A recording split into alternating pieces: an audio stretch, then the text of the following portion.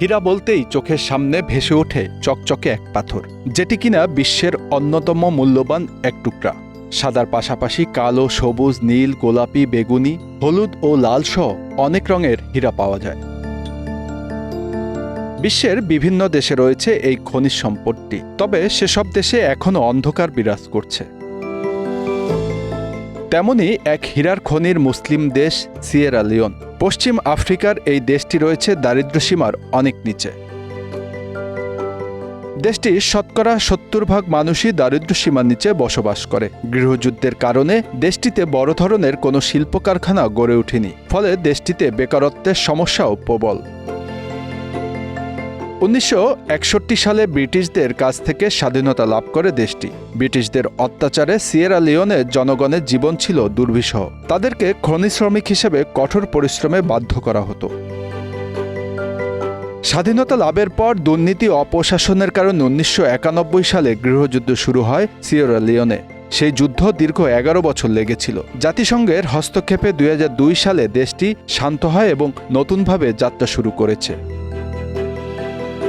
Sierra লিওনের অর্থনীতি কৃষি ও খনিজ সম্পদের উপর নির্ভরশীল, বিশেষ করে হীরা। এটি অর্থনীতির প্রধান ভিত্তি। এছাড়াও রয়েছে অন্যতম পণ্য টাইটানিয়াম ও বক্সাইট, অন্যতম প্রধান পণ্য সোনা এবং রয়েছে রুটাইলের পৃথিবীর বৃহত্তম মজুদের একটি অংশ।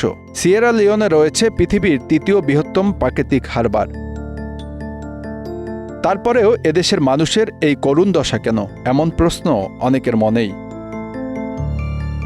এর প্রধান কারণ হচ্ছে শুধুমাত্র শ্রমিক হিসাবেই এখানকার মানুষেরা কাজ করেন খনিগুলোতে।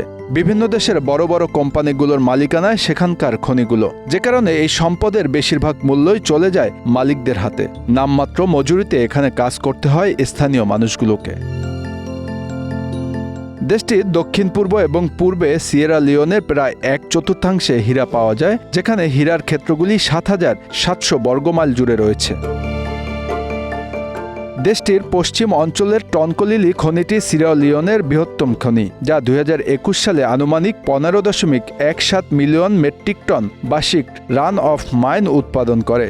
টনকলিলি খনিটি চায়না কিয়ংহো এনার্জি গ্রুপ কোম্পানি লিমিটেডের মালিকানাধীন। ২০৭৪ সাল পর্যন্ত এটি তাদের মালিকানাধীন থাকবে। অন্যান্য বড় খনিগুলোর মালিকানায় রয়েছে বিভিন্ন দেশের বড় বড় কোম্পানি। রাষ্ট্রীয় মালিকানায় খুব কমই খনি রয়েছে সেখানে।